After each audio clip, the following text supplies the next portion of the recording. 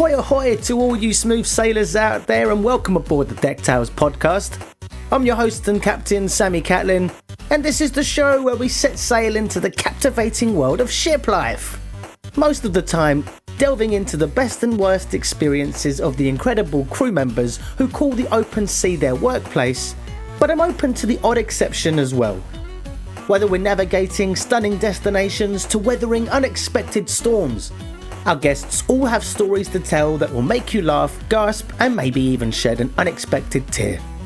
So if you're a seasoned cruiser eagerly awaiting your next embarkation, or just curious as to what goes on at sea, Deck Tales is your boarding pass to a world of nautical narratives. My guest today is Mr. Peter Knego, a cruise ship journalist and historian with an almost overwhelming amount of information stashed between his ears. Peter was an absolute delight, and we talked about things besides what it's like to work on board for a change, because he is the first guest on Deck Tales to not actually be a former crew member. He had a lot of fascinating insights and stories to share that I couldn't possibly do any justice in my quick little intro. So let's anchor up and dive right in. Hello, Peter. Hello, Sam. How's it going? Very well, thank you. Is it the beginning of your weekend or the start? I mean, how does it work over there as a journalist? Well, I never stop. I always work. That's kind of what I enjoy doing. So, I work into I'm not a morning person so much. So I work very late into the evening, into the early morning, all weekends usually. And people ask me, well, what are you going to do with your day off? And I'm like, I don't take days off. I really love what I do, Well, that's then you never go to work a day in your life. That's right. Some people do say that. I don't know how I came across your details. I was I don't know, just kind of going a bit off grid with everything.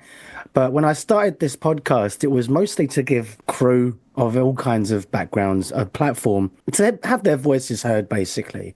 Yeah. Less so about having guests come on and talk about how wonderful the cheese fountain was or something along those lines. Right. But not to just pigeonhole it and to just be exclusively crew on cruise ships, but to be allowed to talk to people from various different aspects of shipping and those who understand the history of it as well. So you fit into a criteria of something I've been reaching out for, but have yet to connect with. So you, for the audio listeners' benefit, could you please tell us a little bit about yourself, Peter? Of course, Sam. And by the way, thank you. And I really appreciate that. And I've enjoyed the podcasts that I've been able to listen to of yours because they don't deal with, the fondue fountain and how long is the buffet lines and what's your favorite your favorite restaurant on board and all this typical stuff that you hear everywhere else. So it's really nice that somebody is delving into what really makes this industry work and what goes on behind the scenes, because to me, that's just so much more important. About me, I became fascinated with ocean liners. I always liked them as a kid. I knew the Titanic, of course, and Queen Mary and the Queen Elizabeth in the United States, because when you grew up in my generation, those were the ships that were in the World Book Encyclopedia. And I thought ships were cool, but I didn't get really fascinated with them until I had an assignment in 8th grade on the Lusitania, which I thought was a battleship. Is that how you pronounce it? Yeah, Lusitania. I was always under the impression that it was the Lusitania because it's the Britannia. Oh, well. No, but it's potato potato. It really is, because some people say Britannia, some people say Britannia, Royal Britannia. No, shit, you know what? I'll just fucking scratch that. But you know what? You probably wouldn't be wrong if you did say Lusitania. I mean, my dad grew up, he was an actor and he spoke Shakespearean. And there was a ship called the Himalaya, which is the American way of pronouncing it. And he always called it Himalaya, because he grew up with the British. So we could do this all day. We had this over the weekend. I had to put a bandage on and I sort of was calling out for an elastoplast. And my friend was like, do you mean an elastoplast? And I said, no. I don't mean an elastoplast because it's elastic, not elastic. Yeah. Right? Well, see? But we have plaster and plaster. And if you say plaster, you're from up north, and we're from the south, so we would say plaster. But it's a halfway house. I would just say, you know what? sod it, elastoplast. And then if you get into Australian or South African, it's a whole different oof. And it's all the same language. So here we are, right? The And in Lusitania. our country, Yeah, we sorry. have Southern, we have Boston, we have, California. We have all sorts of dialects and accents too. So there you are. Let's For me, let's steer back to the Lusitania. Yeah.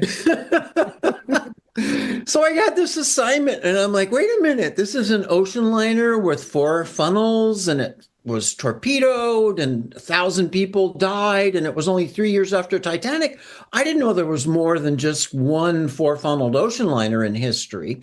So that got me going. And then I started studying about the Edwardian liners and then I learned about the German liners. And this is all around 1972 when I was a kid. The Poseidon Adventure came out that year. Oh, my God. Hard left! Hard left, sir. Close all watertight doors. Sound both stations.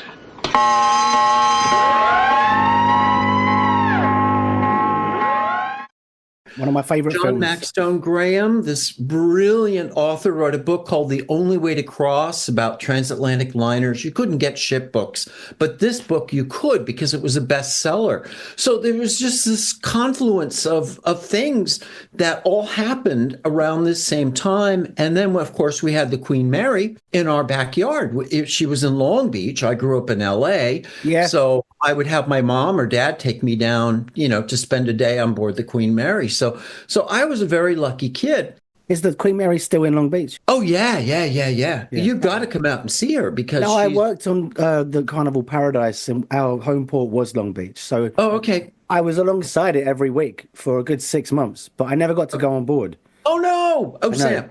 But it's not been ocean faring for long time. Well, yeah, 1936, she and the Queen Elizabeth shortened World War II by a year, according to Churchill, because they carried so many troops into the war theater. And then she was just, she's a monument to Art Deco, a little earlier version of Art Deco than what you would see in a lot of buildings from the 30s, but just magnificent. And the good thing is, after all these years of struggle and COVID almost spelled the end of her, she's really having a nice comeback. People are out there going on board. They're paying. You got to pay a fortune, for your tickets. They're like $30 each. But every time I go on board the ship, she's packed with visitors who are really appreciating her all over again. So we're very lucky to have her, especially me, because I love the old liners so much. But have you got a favorite ship? Depends. It depends on which ship we're talking about, because I have a lot of favorites. Yeah. If I had to choose one and only one for the rest of my, existence, it would probably be the New Amsterdam of 1936. This beautiful Holland America ocean liner, 2 funnels, classic Art Deco. She was a moderate sized ship, about half the size of the Queen Mary, or a little less than half the size. So she was a human-sized ship and just absolutely beautiful. Her lines were perfection. Her interiors were gorgeous, and she wasn't too pompy and pretentious. And sadly, she was scrapped in 1974. But the logo on the Holland America ships of an ocean liner is the old New Amsterdam of 1936. So she's really part of their heritage. Yeah, you could get me started on British liners, Italian liners. I love them all. It's good though, because you've got an interest in things that I've dabbled in, right? So when I started writing another follow-up book to my first one, which was just a comedic retrospective about being young, gullible, and tossed on aboard a ship, right? That was published when we went into lockdown, and the second book was always just going to be the continuation, but it ended up being so much more than that. And I don't know if you had a chance to listen to the mission statement that I posted a couple weeks ago. It's only a 12-minute clip, and if you haven't listened to that, go back and have a little listen, everybody. It sums up everything quite succinctly as to why I started the podcast. But essentially, I've done a bit of research into the history of the industry, but I'm assuming probably not to the extent that you have. And I did talk a little bit about the Lusitania and other ships around that time. What was the ship that got torpedoed and It wasn't until many years later that it was revealed that the ship was not only taking passengers across, but more than likely ferrying munitions to the Allied forces. Was that the Lancastria by any chance? I think that was one of the early casualties of World War II. But honestly, had to really keep it hush hush. Yeah, yeah. And they didn't let the word out until years later because of, I believe, what you're saying. And honestly, that's one I'm not that up on, as much of a history buff as I am. My focus, because Titanic and all the disaster ships like the Empress of Ireland, I mean, they've got fan clubs, they've got thousands of followers. I keep my focus mostly on the mid-century ships now, the ships built after World War II and say up to about 1975 that featured the really cool mid-century modern exterior and interior design. But I do know quite a bit about a lot of the earlier ships. So I think you're talking about the Lancastria. Mm-hmm.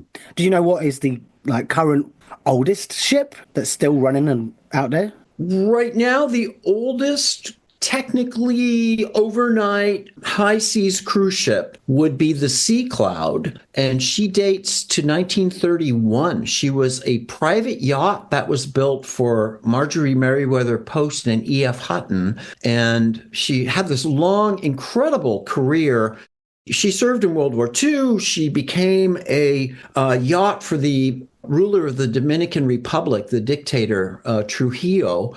Then she went into disrepair, and then she was bought by this German company that brought her back to Germany and rebuilt her basically with extra cabins on board, and they restored all the original interiors.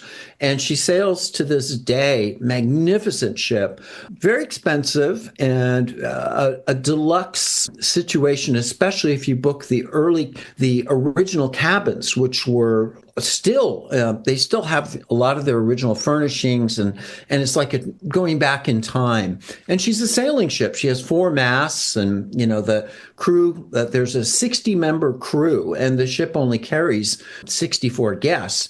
So you can imagine it's like a 1-to-1 almost. Yeah.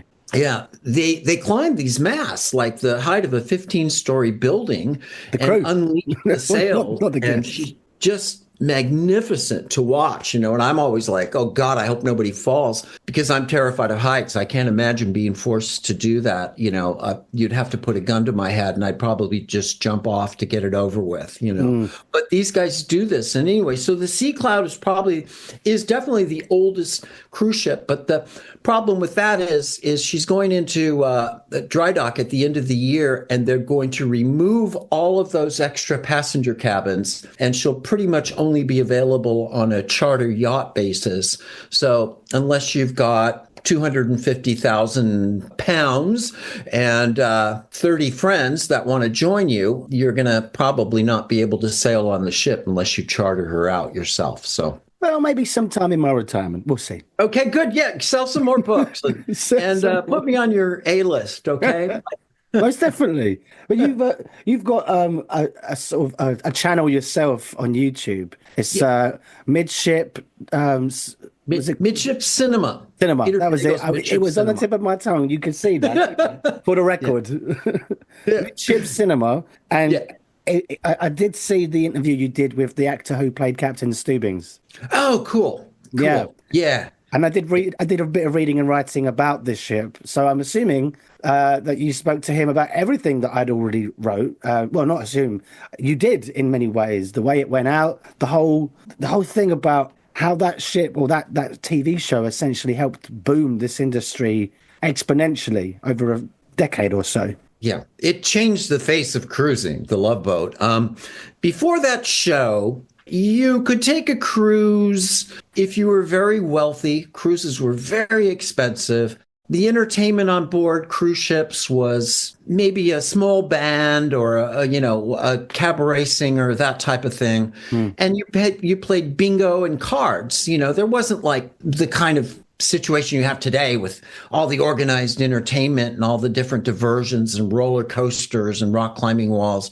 It was a very laid back, sedentary existence that most people weren't interested in spending their vacation money on. So cruises were for your rich grandmother, basically. Or if you wanted to do a real bargain cruise, you could do those as well. It was on these older ships that you would have upper and lower berths. Some of them didn't have air conditioning. Some of them didn't have private facilities.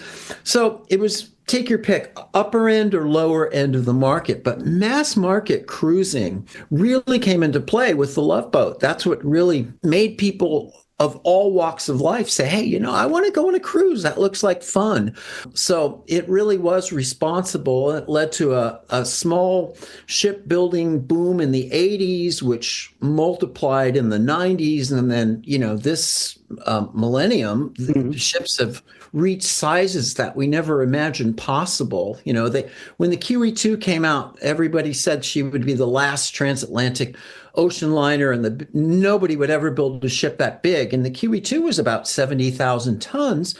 Now they're building, they're 250. They're bigger, So the Icon is 220, isn't it? The Icon of the Seas. Yeah, I think she's 220, and I think, but they're scaling more and more. They're looking towards the future. Carnival just announced this new class of ships, which is going to be by far the biggest they've ever had. MSC has huge ones over 200,000 tons. The idea of a 200,000 ton cruise ship, even 20 years ago, was almost completely absurd. And now this is the reality we're in. And there's a market for people who want to sail on a ship with 8,000 fellow guests. It's not necessarily my preferred market, but I'm glad it's there because it introduces people to cruising. And then as they, take more and more cruises, they want to experience different things. They want to go to places that you can't go to on the big ships, or they want to try expedition cruising. And so there's something for everyone out there now, which is what's great about cruising. And that wasn't the case before the Love Boat.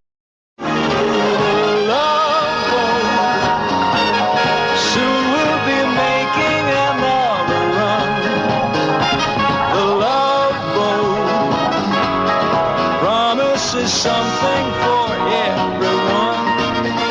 We'll go back to the Love Boat a second. So what is it about? Because I watched a little bit of it, but I haven't watched the entire back catalogue. It's quite a dated show now. It came out in the 70s. It ended in the 80s. 77 to 86 was its reign. So it was a really successful show. It was on every Saturday night. And it was with another show called Fantasy Island. And the formula of the Love Boat, Gavin explained in his interviews, was three small stories within the hour. One was sort of a screwball, silly comedy. Another one was something to tug at your heartstrings. And another one was a more sophisticated comedy in there. So you had these three formulas going on. But what was really cool about the Love Boat was you would have people like Barbie Benton, who was like the latest Playboy centerfold. Yeah. And, Susan Anton and people like that who were big stars in the 70s, believe it or not. And you would have old time stars that would come on, people who hadn't, been on the silver screen for decades, dancers like Ann Miller and Carol Channing and all these people. So you'd have this mixture of the old stars and the new stars, which is what made the show so popular because it appealed to every generation, which is what it did with cruising too. It made cruising something for every generation. It was a bit like someone going on a talk show to speak to a host to promote their upcoming thing.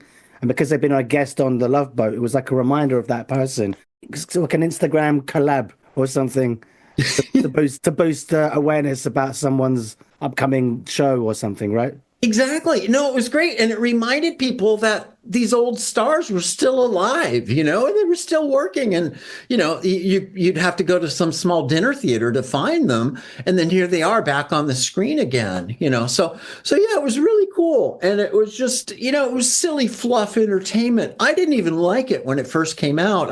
I had always envisioned they should do a TV show, like a serious thing, like a ocean liner as the backdrop for like murder mysteries and torrid affairs and jewel thieves. And, I always pictured sort of a dramatic version of the Love Boat as a kid. And so when the show came out, I was really excited. And then when I watched it, I was like, oh, it's kind of ridiculous. Now I watch it, I absolutely love it because I love the shots of the Pacific and Island Princess, the two ships they used in it, because they're so sleek and beautiful. And I love, I just love the whole corniness and the nostalgia of it. It's just a good feeling show. And especially as things get heavier and heavier in the present world, it's nice to go back and, have some comfort food. Oh, definitely. Yeah. But you've touched on this obviously in an interview. I think you did another podcast recently, and that was the meat and potatoes of your interview, talking about the Love Boat. Well, with Gavin, it's funny because I arranged it through the PR team at Princess Cruises, and he was in Palm Springs.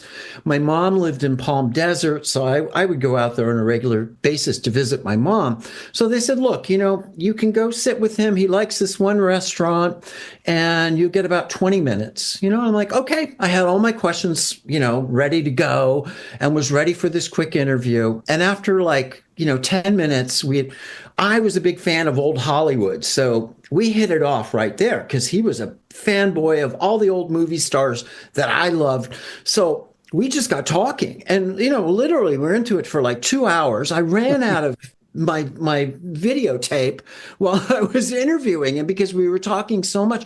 Ended up going on for 4 hours. We just talked and talked. We talked about the show. We talked about the ship itself, the Pacific Princess.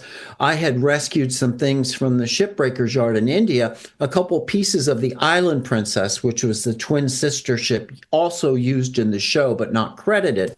So I gave him a little handrail and these acoustic tiles that were from the ceiling of the show lounge. They were all handmade. And he actually started to cry when I handed him. He said, these are really pieces of my ship. And I said, yes, So he said, next time I see you, bring a pile of these ceiling discs. He goes, I'll autograph them, and then you can sell them for a lot more on your website. And I'm like, you got it. So next time I saw him, instead of doing that, there was a Hollywood Walk of Fame ceremony for the Love Boat TV show. So the entire cast was there with the author of the book, The Lifeboats, Geraldine Saunders, who was a cruise director. Yes.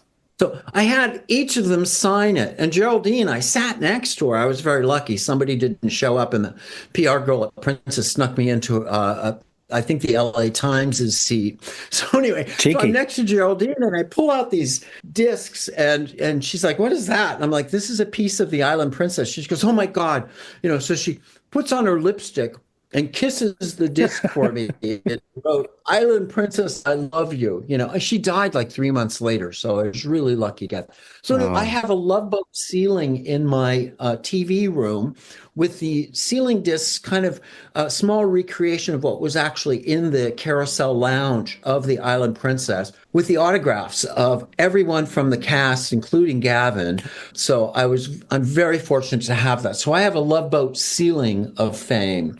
So anyway, that's a sideline. So the channel itself is, the latest videos are a tribute to the Pacific Princess, the name ship in the Love Boat. I got a 2-part where I actually followed the ship to the scrapyard in Turkey and filmed her on the beach just after she had arrived. And she's surrounded by 2 other passenger ships that are well in the process of being broken up. And that was really quite a rare and very lucky experience for me, because you can't go there anymore. So I was able to capture in the scrapyard. And so my channel is both new ships and old ships. I do the current cruise ships. I like to focus on smaller ships like the Sea Cloud or Windstar or Viking, and the experience. So I'll do top to bottom tours of the new ships, but I've been documenting ships for now almost 40 years. So I do top to bottom tours of ships that you can no longer go aboard, like the Achille Lauro, the ship that was hijacked by the Palestinian terrorists and it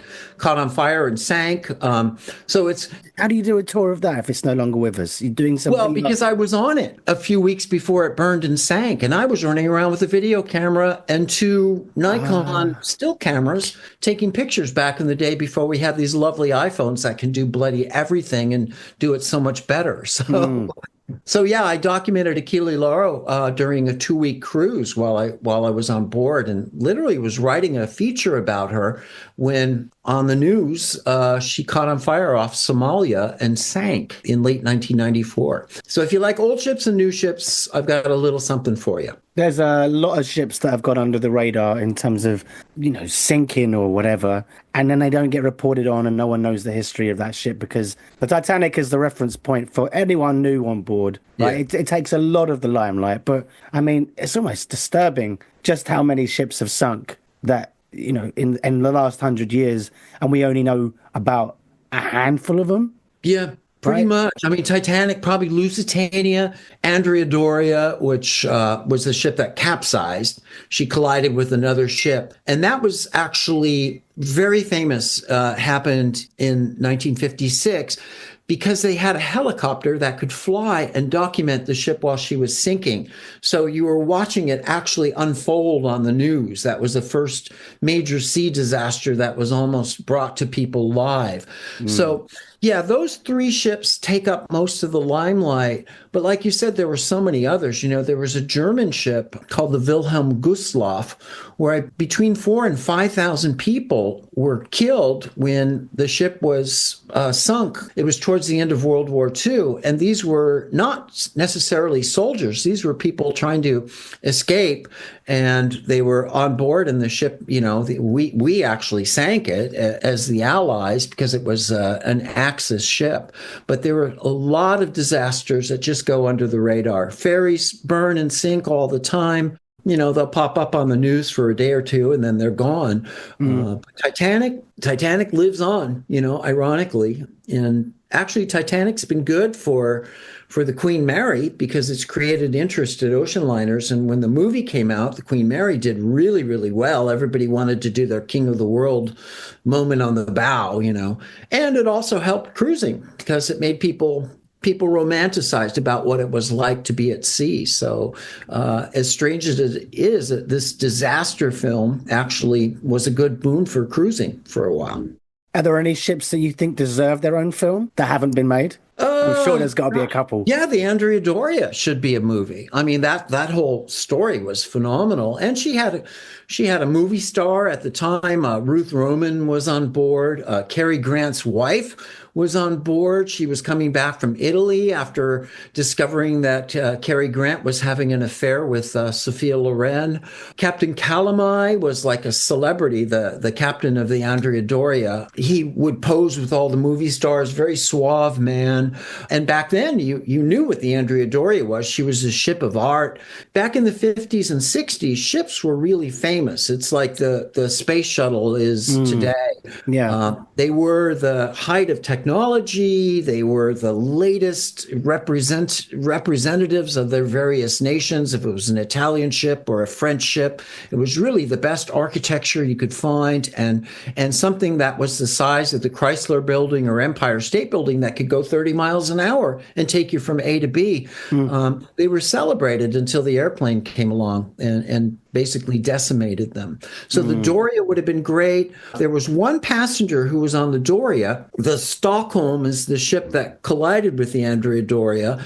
And when the Stockholm pulled away from the Doria, she had actually scooped one of the Doria's passengers off the Doria, who was sleeping in her bunk, onto her bow, and they discovered her on the other ship later. Most of her family was killed. This one woman, she lives in Texas now, but she was this little girl who was actually on the one ship and ended up on the other after the collision. Very, very. So there's a lot of interesting backstory, So they should make a movie about the Doria, That's crazy. Well, so she woke up and she wouldn't have woke up the next morning and been like, oh, where's my family? I think she was a little unconscious. She was pretty beat up. Right.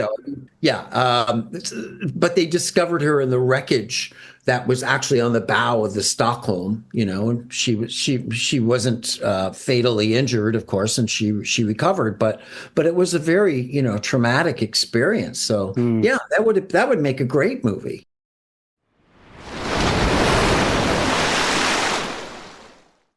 I think they should do a movie about. Do you ever hear about Arthur John Priest? No. He's known as his moniker is the unsinkable stoker. Okay. You ever heard that? No, but he sounds like a Violet Jessup, who was the woman who was on the Titanic when it sank, the Olympic when it collided with another ship. The Olympic was the first ship in the Titanic series. The Titanic was one of 3 Olympic class ships. She was the second one. Yeah. And the third one, the Britannic, hit a landmine in World War II, or not a landmine, a mine in World War II, and sank in the Aegean Sea as a hospital ship. And she was on that. So she was on all 3 of these ships of the same class that all met with one disaster or another. And she was a guest about it later. Yeah. She was a guest. Yeah, no, she was a nurse, and she was working on the Olympic and Titanic, I believe. Yeah, but is there much written about her, or did she do much? Well, there's a book about her by this author John Maxstone Graham. Yes, Violet Jessup, and she lived into the 80s, I believe. Oh wow! Well, I don't know. Obviously, there's not much to sort of go by with Arthur John Priest, as he didn't do much journaling because he was a stoker. So he was literally down in the bowels of the ship, and obviously Titanic or any shipwreck film, disaster film, the stokers are the first to go. Yeah, exactly. But this guy, he was on all those ships I think you just mentioned. I mean, I can't do it off my top of my head, but he had about 4 or 5 ships that he was on that either sank or were severely damaged, and he survived all of it. And then he came back to the UK, I think, to Southampton, I want to say, and he eventually, I think he got pneumonia and died in like his 50s or something. Right. But it got to the point where people refused to sail with him because they were like, "You're bad luck." Flying Dutchman. Yeah. I was accused of that actually for a while because I was going out to chase these ships. Well, the Achille Lauro after she burned, and then I went on ship from Hong Kong to Shanghai, ended up being its very last voyage. I went to visit another ship in Vancouver, and 2 weeks later it caught on fire. And then this other ship that I went to visit in Greece when it was laid up, beautiful ship. The next year, when it was being towed out to become a floating hotel, it broke from its lines and grounded in the Canary Islands and broke in half. So people were calling me the Flying Dutchman because they thought it was bad luck. It was just the ships that I was choosing at the time, unfortunately, because I like the older ships and the forgotten liners. So, yeah, I had a bad route with that, but I feel his pain. Well, if by some miracle you sink the Deck Tales podcast, then I'll let you know. Oh, great. Oh, thank you so much, Sam. I hope I don't. I hope it floats and gains many followers. So. You know what's funny, though? Because I've got friends who and family who've also been like, do you think it's time you broadened your niche and talk about something else? I'm like, no. I've only done nearly 40 episodes. I think this is 38, I think. Right. But wow. I still feel like I haven't really scratched the surface of the iceberg. There's still so much going on that can be shared from a personal perspective. This is a chance for me to really bore into the history of a lot of the stuff that none of us on board would know because we're too busy. We're working, or anyone else who works 7 days a week for the duration of their contract. Yeah. When I was hosting ship tours around the bridge and stuff, I had a script, and I just knew off the top of my head, but I didn't know other stuff behind that. So when people ask me questions, I'd be like, I don't know, maybe, sure. We haven't got a Google signal. Or in fact, back then, the smartphone wasn't really a thing. Right. I don't know. Now, I just remember sometimes there was a couple times when I was hosting a tour and I wouldn't know the answer. So another passenger who was of much older age range would be able to be like, well, actually, I think you'll find, and then would basically take over the tour. And I would be like, ask all him your questions now. But Sam, what ship was it on that you were doing the tour? The bridge tour is varied, obviously. I think I did a little bit of bridge touring for Thompson's on the Thompson Destiny. Okay, cool. Yeah, that's in India right now being scrapped. The old Song of America. That's it. Goodness me.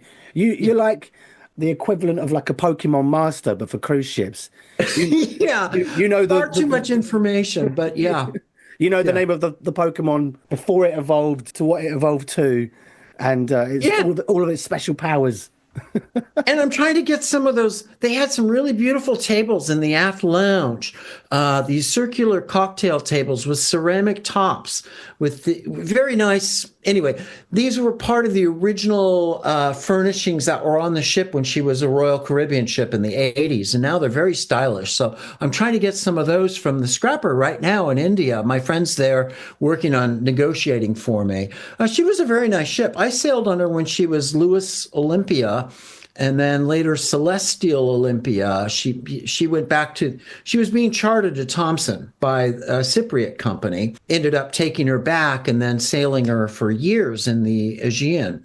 But that's very cool. That was my first ship, and I did 10 months in my first contract. Wow. And then I came back to it and did another 6 or so. But yeah, I really enjoyed that ship. It had a lot to offer as my first experience. It wasn't too big, it wasn't too small, it was just right. Yeah. Yeah. No, I like Thomson back in that era. They had, before you were on her, they had some old clunkers that were some of my favorites. And actually parts of those ships are in my house now. Thomson had the Emerald, which was an old American liner. They had the Topaz. Yeah. The Topaz. The other one was the Celebration. Yeah. Celebration was a little later. Yeah. She came later. And of course the Spirit. Yeah. And the Spirit was the old Holland America liner, the third New Amsterdam, not the one I was talking about earlier as my favorite ship, but the one built in the 80s. So there's, Thomson had some cool ships, and now even the ones that they're operating, to me, they're just a little too large, but they had a fun market. I enjoyed being in port with the Thomson ships and visiting with all the Brits that were coming ashore in various parts of the Mediterranean, usually.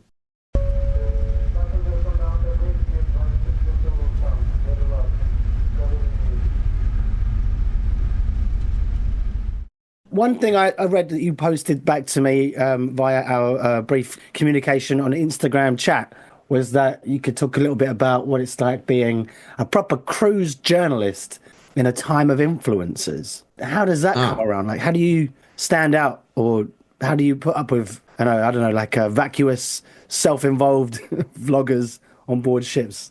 Yeah. Oh, I really appreciate your asking that. And I guess I'm sort of aging myself, I think, when I do this, but it's very frustrating as someone who actually understands the history of the industry, has been on 300 cruises throughout his lifetime. I love the ships. I love the technology, all of the background information.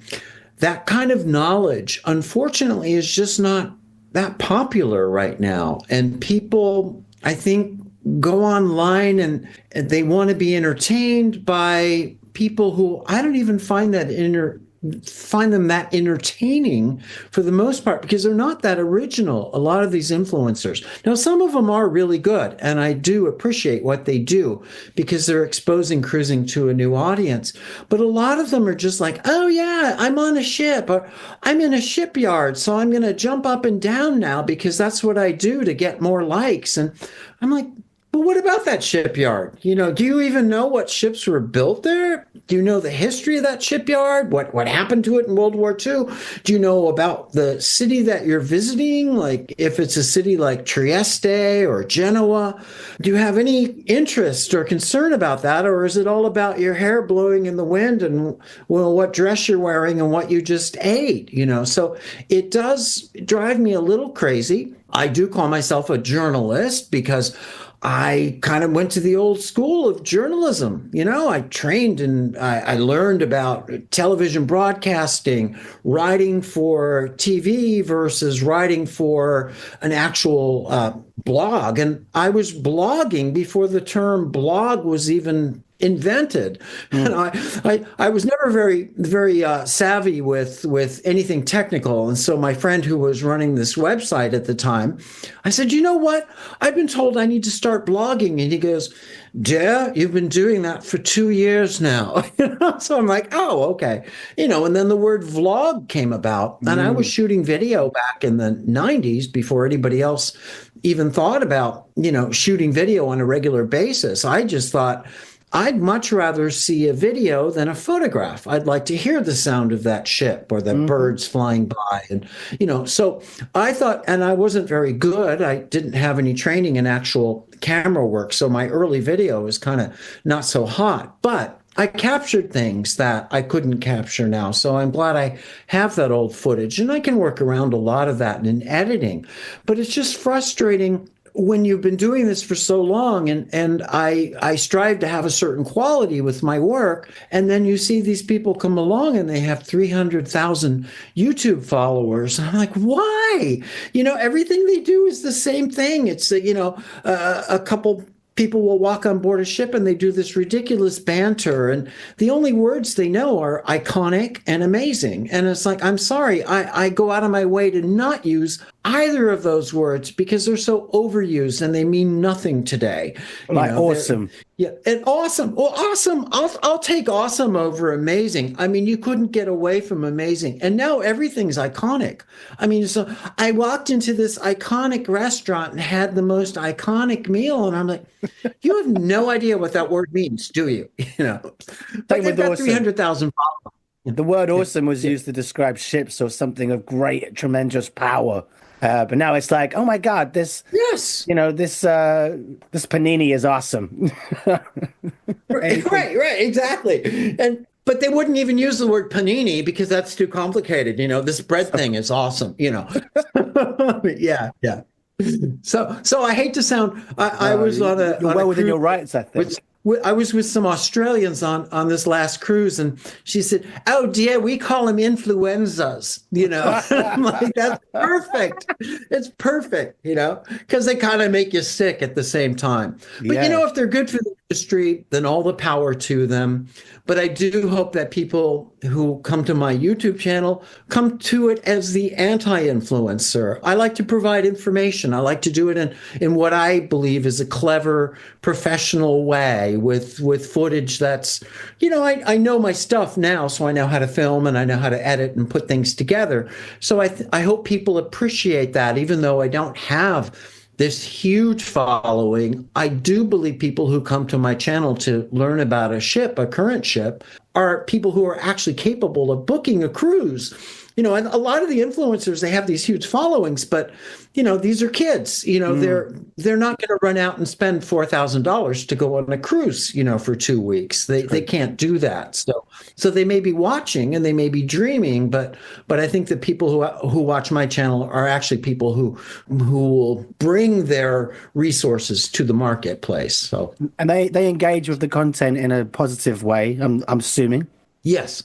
Yeah, with me, I mean, I get criticized by certain people, or I'll post something about the Love Boat, and and it'll be an emotional video about the ship being scrapped and all the beautiful design aspects, the artists that created the different murals and this type of thing, and then somebody will post something like, that old thing should have been scrapped years before. I'm like, okay, so you're just there to stir things up, get people upset, and I guess there's I find the more popular video that I make, the more I get some of those trolls, as it were, to come and stir things up. And if they say things that are really controversial or insulting to other people, I'll delete them. But otherwise, I just let them, carry on, and they can do what they will. But, that's all a part of this whole thing with the internet now. So. Absolutely. But it's coming to terms with it. I had a very nice shout out earlier this week from a guy called the Laughing Auditor. And so in some way to sort of, pay him back for his kind words, there you go. His channel is called the Laughing Auditor. And he interviews police and security and the public sector. And he goes around filming the space until they come over and give him a hard time. And he's within his rights to do that because photography is not a crime. So, he said to me, in his plug, he said, please, no trolls. Sam doesn't need that. But I responded to say thank you, but don't worry. Any trolls, I feel I can probably handle them. Take them all on board. If there are trolls, if they're really bad, just off the plank with them. I mean, you've heard of the term rage baiting. No, but I can figure out what it means. It's like people put things out there just to attract more people. And the comments and go crazy because people are enraged, right? Yeah, You're negativity. Yeah. So there's an element of, I guess, sometimes you're intentionally doing things to upset the apple cart of people's, perfect ideals of things. So they feel they have to get in the comments and say something, even though they probably don't even know that they're being baited. But that's the art of rage baiting, right? I'm not doing that. I feel like I'm trying to do the opposite. I don't know. But anyway, thank you to the laughing auditor. What I was going to ask you was, what was it that kind of started the obsession with ships? Was there an incident for you? Well, it was that paper that I did with the Lusitania that got me started. Right. And I was always never somebody to take my hobbies lightly. I kind of was a little bit obsessive as a kid, and I was a bit of a geek, and I didn't have a lot of friends. So my hobbies and my interests were really my passions, and I went through a lot of things. I liked bridges for a while. By the way, I love the Bay Bridge in your backdrop from San Francisco there. I liked Henry VIII. I liked butterflies, dinosaurs. So I would go through these fascinations, but something with ships stuck with me. And normally I'd be done and move on to something new a year later or so. And with ships, that never happened. I just got more and more into the different aspects of it. And because I love travel as well, the whole thing with, when I would save my lunch money so I could try to go on cruises. I could only afford these overnight trips from Long Beach to San Francisco on these cargo ships at the time. I would literally save my lunch money for 3 or 4 months just to be able to go. I lost a lot of weight in the process, by the way. But I went on these ships so that I could do this. But just to travel, to go anywhere out of where I was surrounded with Los Angeles everywhere. It's the biggest, most sprawling city practically in the world. And to just be able to leave that and go someplace else and have a different experience and meet different types of people. So ships facilitated that later in my life. They enabled me to travel. And I saw the best parts of the world from the decks of ships, be it the Aegean Sea or, the UK, Norway, all these wonderful places that ships introduced me to, have been a part of my existence. So ships just giving and giving, So if the ships kept giving and giving, why did you never decide to work on one? Oh, well, there were a lot of reasons why I didn't decide to work on them. One is working on a ship, you would know, the sleeping patterns. I need my 8 What do you mean by that? What do you mean by that? You would know. Yeah. Well, because you worked on a ship, so know. I'm joking. Have ships. Yeah, you got to show up, and you got to share a cabin if you're a crew member with other people. You may or may not like them. It's a lot of work, and I always knew that if I were to go to work on a ship, if it didn't work out, it might ruin my love for the ships themselves, Yeah. So I did do something. I was fascinated with a band in the UK. They were very well known in the 70s, a band called Sparks. They're an American band, influenced everybody from Pet Shop Boys to Erasure to Depeche Mode. They were the first band to go electronic that was an actual rock band. Sparks. Queen opened for them. Sparks. Yeah. Right. Yeah. There's a great Edgar Wright movie called The Sparks Brothers. He did a great documentary about Sparks. You should check it out because right now Sparks they've been around for over 50 years. And now the bands that they influenced are influencing other bands. Their influence has been one of the greatest of any band in history. And so I got in the music business just so I could work with Sparks. Now, they're lovely people, and I cherished my friendship with them, and just anything about them, their talent is beyond. They've got 27 albums. A new album is coming out in May, and they're like pushing 80. And these guys are creating music that is so cutting edge and brilliant, unlike some of my other favorite bands from that era who might put out albums, but you won't ever listen to them because they're just boring. They're not inspired. So anyway, I worked with them, and then I got to work with a lot of other artists that I loved. And then I learned I didn't even necessarily want to meet these people after a certain stage because they were so disappointing. They were not what I, had hoped that they would be. Yeah. And so their art was still great, and I still loved listening to the music, but I learned that sometimes when you get involved with something that you love too closely, you get to see more, the backside of it. And you learn things that you don't necessarily want. So I never worked on a ship, but I loved the ships. And I got very close with a lot of crew members, captains, staff members of ships through the years. We're still friends, but never ventured to work on one myself. I have gone on as a lecturer for different ships, but I learned that your entire life as a lecturer is subjected to who that cruise director is. And if you've got a good cruise director, it can be lovely. It can be a wonderful experience. But some cruise directors just are nasty. And I don't know why. I was on this one ship. The only way I could get on it, I had to be 50, and I wasn't 50 at the time, was to lecture. There's a ship called the Saga Rose. Yes, I was about to say Saga because, it was Saga, right? So I was in my 40s, and I wanted desperately to sail on this beautiful ship. So the only way I could go was as a lecturer. So I went, and I loved the lecturing part of it. The passengers were wonderful. The captain was wonderful. He invited me to the bridge, his cabin. We talked ships, and when I did my lectures, the officers were all lined up in the back of the theater. The theater was packed, and this cruise director, she was so nasty. And she said to me, just literally as I'm on stage about to do my presentation, she whispered in my ear, she goes, "These people are here for you?" I'm like, wow, that's really great. So she moved my cabin twice during the cruise because she could.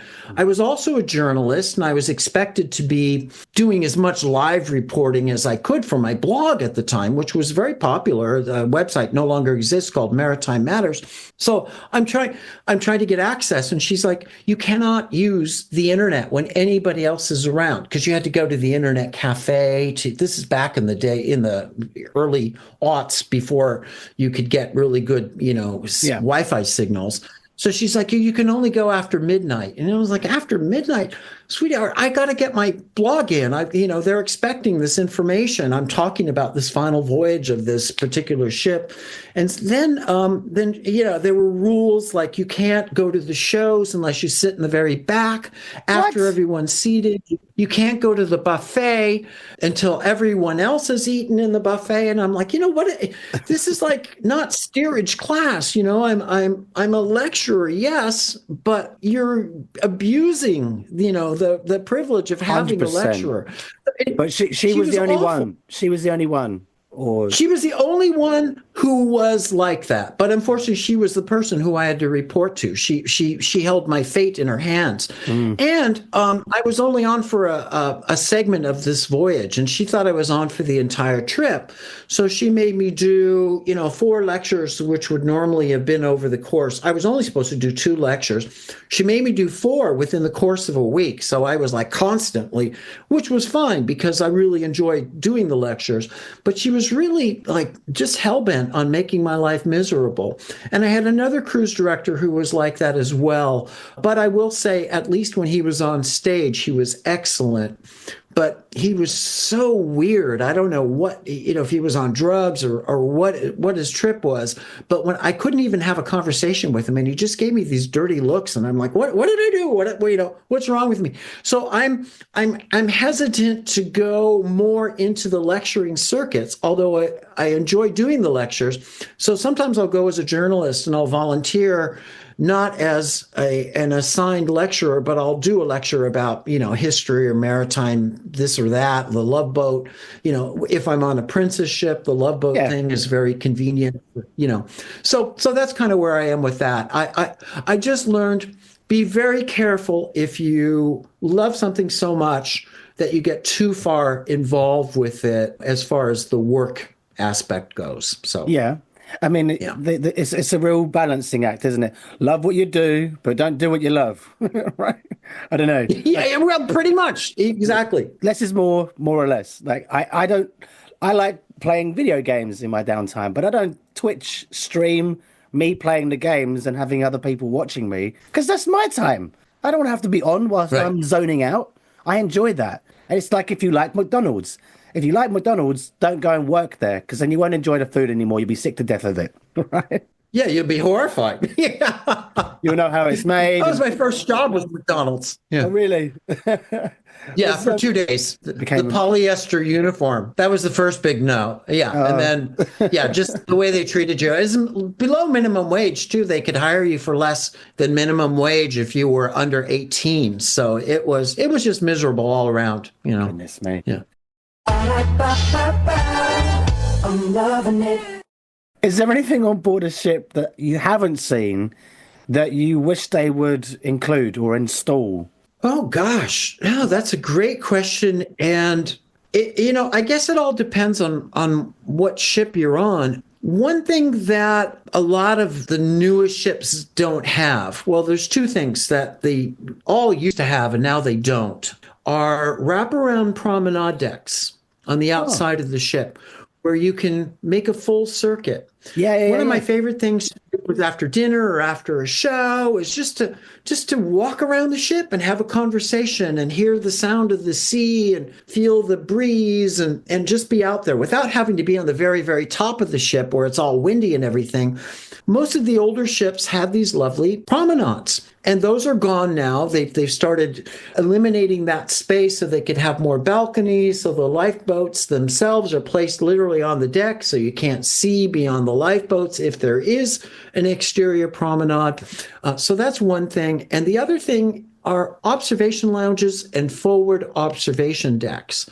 And on most new ships, the forward part of the ship is filled with suites now. And there used to be a lounge that might be right above the bridge where you could sit and have a drink and watch the sea and see where you're going. Now it's almost impossible to see where you're going on a lot of these new ships unless you're actually watching it on the bridge cam because it's all blocked off. There's no observation lounges or they put the spa up there. So those are two things that I miss a lot about ships, just the actual design of the ships. If you enjoy being at sea and you don't want to be distracted by roller coasters and rock climbing walls, and you want to really enjoy being on the ocean, which is what ships used to be all about, a lot of that joy is being taken away because they put revenue generating spaces where there used to be places where you could stand and see where you're going. There's nothing worse than, say, the Panama Canal. You're going into the Panama Canal, and on the new ships, you can't even see forward. So you're looking at where you went, behind the ship versus, So that's frustrating to me. That's a lovely answer. But as far as like facilities that are missing, I think the new ships pretty much, I can't even think of something neat. I like a good gym. I like to have workouts. So if they've got good elliptical machines, that makes me happy. And cappuccinos, good cappuccinos. If you had to buy them, that's fine. I prefer it when they're included. But good espresso drinks and a good workout are the two main driving things for me on ships. So What about this? You said you wanted the observation decks, right? And that's for, getting your binoculars out and whale watching and stuff. What about a glass bottom boat? a glass bottom boat. Oh, well, those you can get on an excursion. Yeah. You don't want one for your cruise ship. Well, I'll tell you, there's a ship called the Royal Clipper, Star Clippers, and it has a lounge that's actually underwater, so you can look out the windows. But unfortunately, usually where the ship is, where you can see anything, the water's all murky, and so you can't see much. But you can literally look out a window and see what's outside of the ship. It's a strengthened glass window that's below water level. Oh. So there is something sort of like the glass bottom boat available. But it's a window, yeah, and you can't see anything. But if you could get some high-powered lights underneath the ship, or be able to kind of light up an area, that people can see and it's safe. That might be cool. But when we would announce during the sea day on the Destiny, I remember one of our cruise directors would always make a joke about if you want to, you can head on down to the guest services or desk and book yourself the tour this afternoon. It's on a glass bottom boat here. And so people would come down and try to book it. And the guys at guest services or shore excursions would be like, no, that's a joke. And have to turn around. But they do have glass bottom boats. They have them in a lot of places. One of the first trips I ever took, the island off of LA called Catalina, was famous for its glass bottom boat. But the boat is the operative term, right? A boat is a boat. Yeah. And a ship that you're on is not going to have a glass bottom. It's just a bit dicey. Correct. It is a bit dicey. And plus, it's all machinery down there, and cargo holds, basically. So, but there is on that Royal Clipper, you can at least take a peek at what it's like underwater.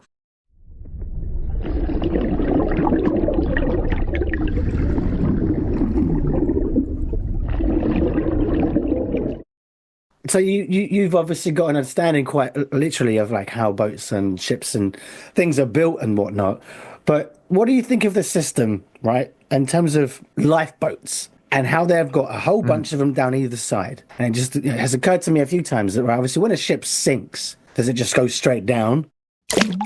No, it usually sort of lists all the way over to one side and then it snaps or breaks and then it goes down. So if you have a ship that's listing quite heavily from the offset of a trauma or something, then half of those lifeboats are going to be rendered useless. So correct. It's a bit of a silly one to ask, but do you have an idea for an alternative solution? They changed the rules. Well, in 1956, when that ship, the Andrea Doria, sank, she capsized. So she rolled over on her side, and half of her lifeboats were not usable. Unfortunately, she was close enough to shore, and there were enough ships around where they came to rescue the passengers with other ships with their lifeboats, as well as the few from the Doria that got off. So that's sort of built into the safety regulations. So there are many more lifeboats or much more capacity than you actually need, so that if one side of the ship is unavailable, usually you can get most people off on the other side. It depends on how fast the sinking is, and there's always an exception to the rule, so there's nothing ever guaranteed. But in addition to lifeboats, there are inflatable life rafts, there are life vests, so if people have life vests and they're not in a freezing sea or in, terrible sea conditions, they can stay afloat for a few hours and stay alive until rescue comes. So nothing's ever perfect. And certainly in a disaster, something will happen like it always does. And then they change the rules to accommodate it. When ships caught on fire, they would change the rules. So now the latest fire regulations, they don't allow you to have any woodwork of any kind in the ship's construction. You can have a little bit on the outside deck areas, but nothing within the ship so that it won't catch on fire. Right. So to the best of their ability, they have designed the ships and the life-saving systems to accommodate if the ship should list to one side or the other. But again, nothing is guaranteed. Just make sure you pay attention when you go on board, where your muster station is and where your lifeboat is, and don't forget that as the cruise goes on, and hopefully there won't be a disaster. I mean, people ask me all the time, aren't you afraid the ship's going to sink? And I'm like, not really. I said, but at least if a ship sinks, it takes, even in the fastest sinkings, about 20 minutes for a big ship to sink. Yeah. So you've got about 20 minutes to figure out where you're going to run or jump or where you can get off that ship if you need to. On an airplane, that's it, baby. That plane's down, you're done, So I think ships are far more safe and less frightening than, say, in an airplane crash, Definitely. I mean, this is one thing I always hear, or like I've heard before in the past. The only thing that survives a plane crash is the flight recorder box, the black box, right? Yeah. So then why not just make the plane out of the same material as the black box? Yeah, well, maybe it's what's in the black box isn't quite as delicate as what we're made out of. That's the other problem. But what about if they installed some kind of, like on ships when they have when they're experiencing trauma, some like ejection pods, like something. Yes. Well, they do that with the lifeboats in like polar seas, so they don't launch them with the traditional dap extended over the side of the ship. Yeah, you're zoomed off the stern. I mean, I think you'd be killed by the impact when the bloody thing hits the water. But they do have that for polar seas. You have to wear a seatbelt for something like that, obviously. I think a seatbelt but still, that's quite the ride. That beats the roller coaster ride, and the water tube, I said this before, right? The best storm I ever was on, I was at the front of the ship, and I was just like, I could die, but I didn't care because I was having the time of my life. Beats any roller coaster I've ever been on. But whilst we're on this scariest moments and stuff and technical failures, have you yourself encountered anything along those lines? So things that have gone badly wrong? No, nothing. No. Despite the fact that I was, nicknamed the Flying Dutchman for a while because the ships that I went on tended to, break in half or sink or catch on fire. It never happened while I was actually on board the ship. So I have been on ships when there have been power failures and you're sort of adrift at sea for a few hours with no lights and all of that. And those are kind of things that tend to bring people together. Everybody starts talking and all of a sudden people get chatty and then you make new friends because, hey, this is a new experience, right? But I've never had anything disastrous, thankfully. Knock on lots of wood here. Yeah. So, yeah. Well, what about things that you've witnessed happening that you're like, that shouldn't be allowed? So like, environmental practices that have been broken, hypocritical claims about, things that are all green and nice, but actually on board, some things do get by. I have seen, when I first started cruising, there weren't as many regulations. So it was a common practice for, if you're standing at night at the stern of the ship, you would see the crew members dropping garbage, into the sea or food or, any of that kind of waste would just be thrown into the sea. There weren't regulations against that, and people weren't as concerned about that in the 80s and early 90s so much. And then things changed, and then they got much more strict. I've never seen anything like that as, in recent years or anything that was a direct violation, although I've heard about it and been told about it from other people, but I have never witnessed that myself on a ship.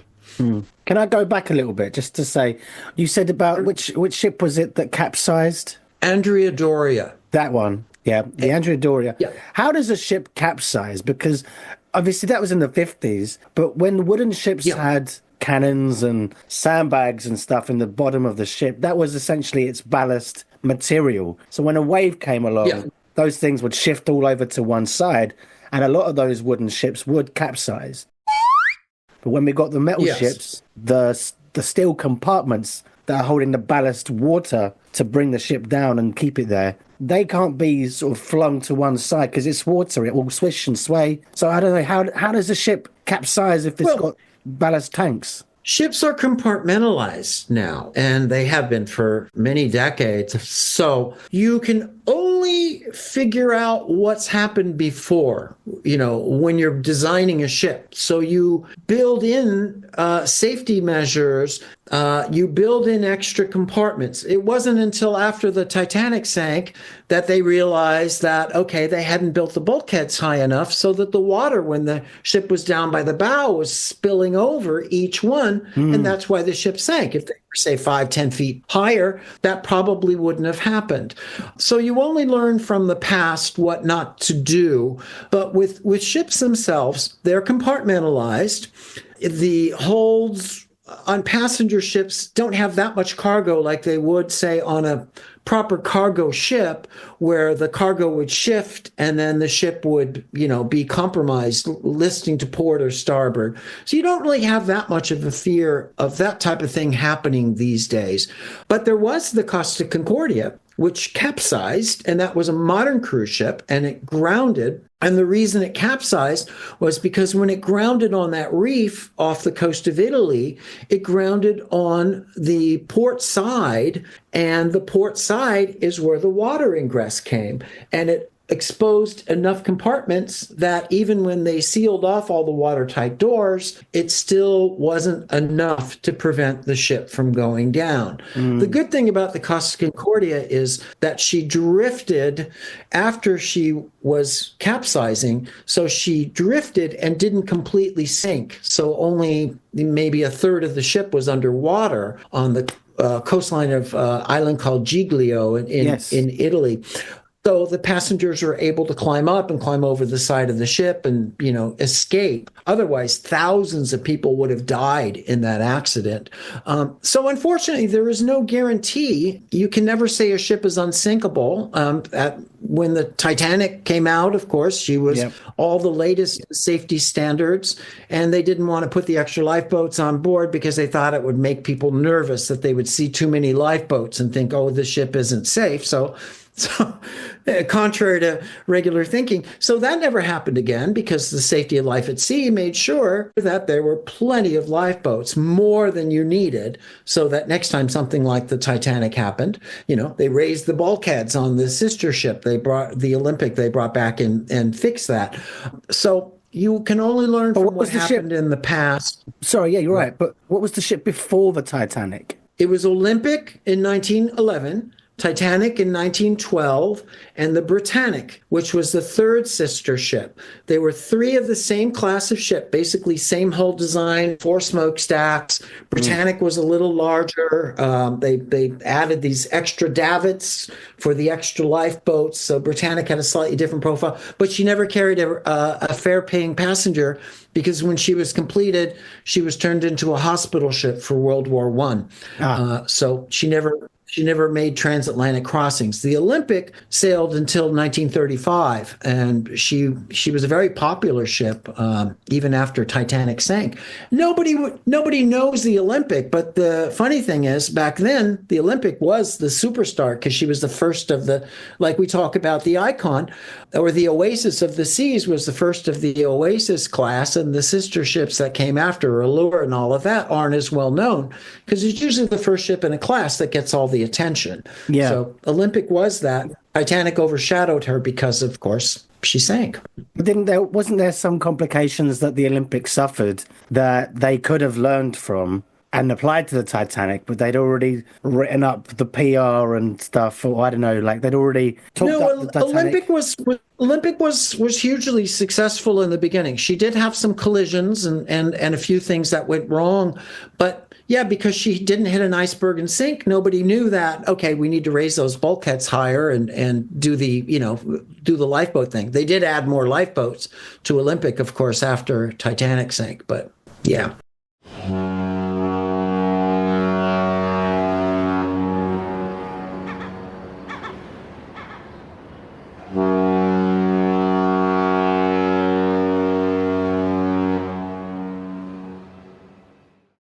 Hubris has been a problem for ships for many generations. Of course, with Titanic, of course, they said she was unsinkable, on and on and on through the decades. I think now our hubris situation is building ships that are so big and bigger and bigger and bigger. What could possibly go wrong, right? I have concerns about that because when you have a ship with 8,000 people and 3,000 crew members, 8,000 guests and 3,000 crew members, if something does go wrong, how are you going to get everybody off safely and in a timely way? I don't know that we've figured that out well enough. If you have a well-coordinated disaster where a ship sinks slowly, of course, everything is going to be fine. But there are fires, there are all sorts of things that could become an issue. So I'm just concerned that ships are getting to a size now where I'm not 100% confident that every possible safety issue could be addressed. So I hope I'm wrong with that. But I do think that we do tend to get ahead of ourselves and we keep thinking bigger is better and we'll push the boundaries in every direction. For progress, that's a good thing. But sometimes we need to take a few steps back and look at exactly what we're doing.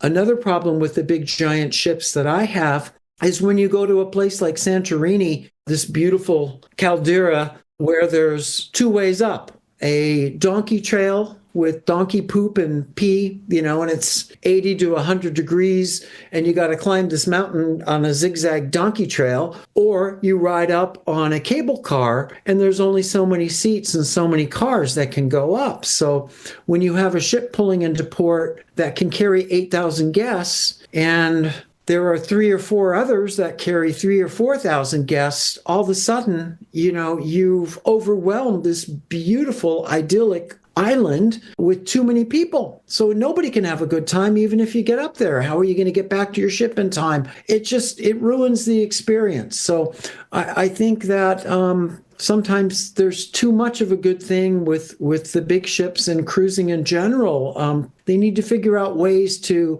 spread more people around to different ports and build infrastructures in the various ports where the giant ships go. If you have a giant ship in Barcelona or Rome or Athens, Piraeus or Civitavecchia, it doesn't really matter because those places can handle all of the people. But the smaller places that are really the gems, I think, are getting overwhelmed by these big giant ships. Like Venice as well. Venice. Yeah, well, they banned them. Now you have to go, take a train to Venice if you're on the big ships. But you can go on the smaller ships. The little ships will let you, like Sea Cloud. You can berth right there, But then Venice is overwhelmed, even without the ships. Yeah. You go to Venice and, it's wall-to-wall people everywhere in peak season. I live in London.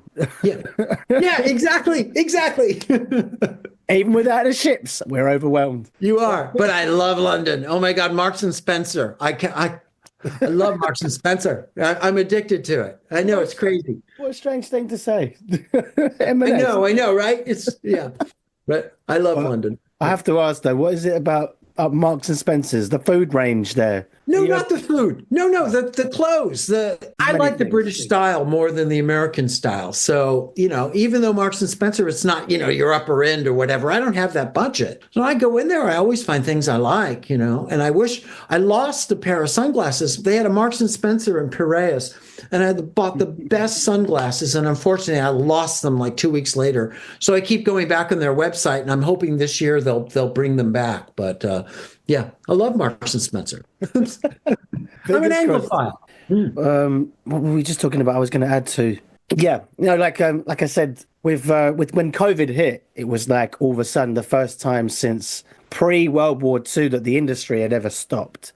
And all of these places that were always taking ships every single day, finally, because of COVID, were like, it's so quiet. Where is everyone? And now I think that was what kind of kickstarted their movements to be like, oh, we can actually deal without them for a bit more. We should really start to kind of allow our people to enjoy this place a bit more than just constantly letting tourists come visit it every day of the year. So that was another positive. But hey, over tourism, mass tourism is a problem in many parts of the world, and other places were like, we'll take some of that. We'd love a chance to be busy. But lots of different niches as well. Like you can have all kinds of charter cruises, and then you might argue that a charter cruise is a good way to keep guests on board because they don't want to leave the experience. Yeah, they don't care about places. Or the rock and roll cruises, or the 70s or the 80s cruises. There's so much going on just with the entertainment that people never leave the ship. They don't have time. They have to sleep. They have to eat. So who has time to go ashore when, you got 7 of your favorite bands playing in different parts of the ship and you don't know which one to get to, Mm-hmm. So, there are all these different charter cruises are wonderful for their particular niches and can be completely exhausting. And then people need to go on vacation after they, actually do them. Have you done any charter cruises? No, I haven't. I've avoided them for all of those reasons. Although I've been tempted. My friend just got off the 80s cruise, and she had a miserable time because she doesn't like 80s music. Well, I love 80s music, so I would have had a good time to a certain extent. But she said, you could when you went back to your cabin at night, everybody in the cabins above, below, next door, they're all blasting music. It's the party never ended. And so she said she got off that ship more tired than she'd ever been in her life. But if you loved that music, then I think you would have been tired, but it would have been worth it. You would have had great memories, you know. There was a Taylor Swift charter and somebody jumped overboard. Oh, yeah, I missed that. Well, there was on the 80s cruise, one of the girlfriends of one of the bands that was playing, she either fell overboard or was pushed. I don't know what happened, but she fell overboard. That was one of the things, you know, so they wake everybody up with the, you know, the signal and the ship's turning around and all of that stuff. So she said that happened. That was another reason she got no sleep on her trip. So yeah, unfortunately on these big giant ships, when they have like these cattle calls of all these people, sometimes you've got people that are going to, you know, fall overboard somehow. I mean, you got to work on that. You got to be standing over a railing or doing something that's going to make you fall off of a ship. You know? It's harder to do than it sounds like. Yeah. Sounds a bit premeditated or just really somehow like, you're really not good on your own 2 feet. Or a few too many drinks at the bar, you know, but yeah. Have you ever seen or heard of any deaths at sea? I did hear this one woman who worked for this line called Chandris in the 70s, and I had always wanted to go on this one ship, the Australis. It was this old ocean liner. And she said, "Oh, honey, you don't want to go on that. My God, and she worked for the company. She goes, you know, everybody gets stuck in the elevators because the elevators get stuck between the different floors. It's terrible." And then she said, you know, they were burying one of the crew members and they launched his coffin off the stern of the ship. And right then they started the propellers. So he got eaten up by the propellers even before he got to sink. And I'm just like, whoa, okay. So I never witnessed it, but the women who actually worked at the company told me that this had actually happened. So, yeah. Wow. Why wouldn't they take the body back home or repatriate it? Well, yeah. Well, there's several reasons for that. With crew members, they tend to get buried at sea, or at least at that point in time. With passengers, when they die, they have a morgue. But if the morgue fills up, you know, say on a long world cruise, then you get sort of into this dicey area where you're going to put the body in the cold storage, perhaps, you know, with the food that's frozen, or, you know, so you sometimes run out of space and you've got to take drastic measures. So that's fair enough. Yeah. The old joke was if all of a sudden you're up on the buffet and then all of a sudden there's surplus ice cream on offer, it's because someone's just died and they're trying to make exactly. Space. Yeah. I've heard that. Where did all this come from?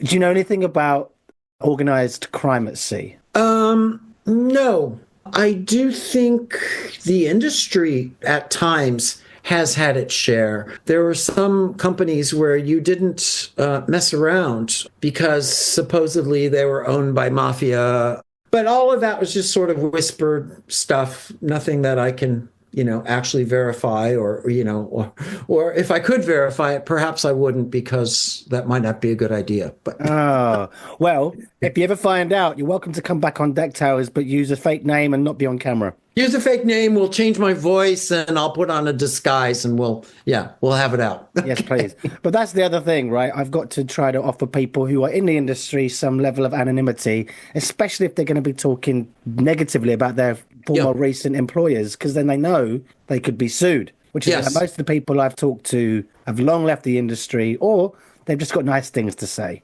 Right.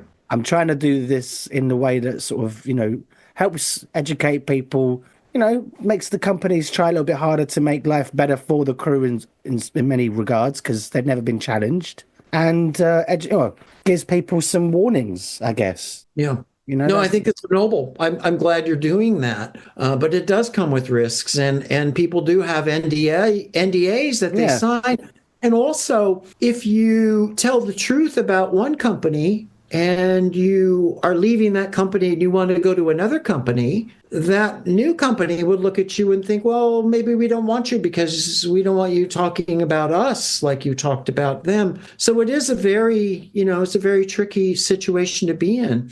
But I think a lot of stuff needs to be exposed. And I also think there's a lot of good stuff, and things have improved over the years from what they were 30 years ago or so versus what they are today. I think crew members are more protected in certain ways, and people are more aware of and concerned about what goes on behind the scenes. So there's arguments for and against. There needs to be more transparency.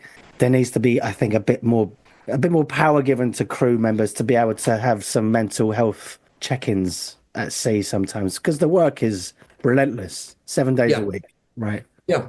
Drugs get in there because people can't function. They need a little something to lift them up or to make them be able to go to sleep. And then that can be part of the process. And, I know from friends who worked on ships long ago that a lot of people had a lot of issues with addiction, because they didn't know how to get through the day otherwise, I was going to ask you this one last question. Were there any ridiculous questions or stupid requests and complaints that you've ever heard on board? I haven't had that many experiences with misbehaving guests so much in a big way. I mean, people cut in front of you in the buffet or leave their, used coffee cup in the middle of the staircase, that kind of stuff, which is really annoying. Yeah. But I have traveled with, back to the influencers, I have traveled with certain influencers who have been embarrassing because they've been part of our press group that's been on board. There was one group on a very luxe ship, and they were wonderful by day. They were very polite and nice and fun and engaged, but they drank way too much at night. And one of them actually decided that he was going to go visit the bridge, which this was not a ship with an open bridge policy. And you well know that, you give guided bridge tours. Even if you do that these days, a lot of ships don't even do that. Well, this guy just went up and pounded on the officer's entrance to the bridge and demanded to be let in, and got almost into fisticuffs with one of the officers. And so because of that, the rest of the press group, we were called to task the next day and told, you can't do this. We're all like, well, of course we can't do that. But this one guy was like out of control. So there has been that. And embarrassingly, he was part of the press group. And I have been with influencers who will take over the pool, when the guests are there, and they'll get the girl all set up and get the cameras and everything. And she'll be walking, and they'll be filming when other guests who have paid for the experience are trying to relax and have a good time. And they don't want to be in the background of some influencer's video. So I have had that experience as well, but nothing really too outrageous, just little irritating things here and there. Yeah. Oh, that's a good one though. I like that. To hear that there's influencers going, no, I know you've paid for your cruise, but my social media following is more important. They need to see me walk through this stretch of water in my bikini or whatever. Right. Exactly. Otherwise, how will they know I ever did it? Yeah. If there's anything else besides your YouTube channel that you wish to promote, like your website and stuff. Oh, okay. Yeah. Just a quick word about my website. I've been going to India for 2 decades to buy fittings from and document the old cruise ships and ocean liners that have been scrapped there. So I have a website where I sell artwork and fittings, furniture, light fixtures, all sorts of stuff from various cruise ships that were mid-century. So it's called midshipcentury.com. And my YouTube channel is midshipcinema.com. So those are my 2 outlets that I share my stuff with. And as a writer, I contribute to all sorts of other outlets as well. If you Google my name, you can find all sorts of articles I've written about cruise ships and ocean liners over the years. So thank you. Appreciate that, Sam. That's all right. And we would obviously love to keep talking to you, but I feel like you've already put a lot out there into the internet that people could find out for themselves without me needing to draw it out of you. So thank you for the plugs, because that will help people who are interested in your work go further and find out more about you. But as for me, I think my voice is about to croak off. Okay, Sam. Well, as I say, croak off. Thank you. It's really been a pleasure talking with you. Thank you for having me on board. And good luck putting all of this together, because I do tend to go off on little tangents here and there. So you were perfect. You were perfect. Thank you so much. It's been lovely talking to you, Peter. Like I said, we could do this for a lot longer, but it is that time of the hour where I should probably wrap things up. So I wish you all the best with Midship Cinema, Midship Century, and your future endeavors. It was an absolute pleasure to talk to you this evening. Thank you, Sam. My pleasure as well. Good night, and see you out there on the internet. Will do. All right. Take care. All the best. Ciao. So there you have it. That wraps it up for this episode of Deck Tales. I hope you enjoyed it. If you've been entertained by the tales of laughter, camaraderie, and the occasional stormy sea, then don't forget to like, subscribe, and leave a comment.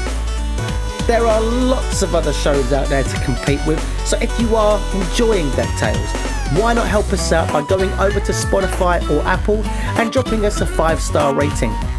This will boost the show's visibility and help to attract new listeners every week. Before I sign off, if you'd like to share your own stories for a future episode, then I'd love to hear from you. Simply get in touch over the socials, because after all, the best stories often come from our listeners. As we navigate through the waters of life, remember to enjoy the journey as much as the destination, as well as those you choose to share the adventure with. I've been your Captain Sammy Catlin. Until next time, fair winds, smooth sailing, and may your adventures be as unforgettable as those shared here on Deck Tales. Bon voyage!